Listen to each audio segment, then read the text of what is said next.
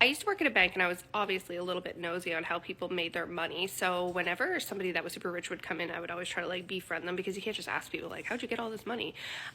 So here are the three richest people that I served while working at the bank and how they made their money.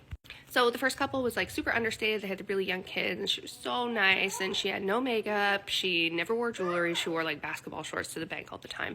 And how they made their money is they had a sporting goods store that they eventually sold and then they reinvested into like a dessert shop, like a chain of dessert shops. So that's how they made their money. And they made their money really young. So good for them. And then there was this other guy and he was like super fancy. Like he always had these like crazy fancy shoes and like all these crazy socks and he had like this really big personality. And the way that he made his money was importing fruit, basically from like tropical countries to Canada. So that's making him a lot of money. Good for him. He was also pretty young. And I think it was a business that his father had started. And then the richest guy, he was like in his 80s. He was so friendly and so sweet.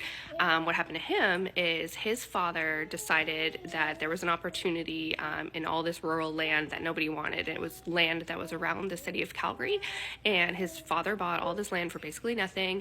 And then as the city expanded, all that land became super valuable. And so when he inherited that land, he just sold pieces of it throughout his life to basically fund his entire existence. So that's what I learned at the bank.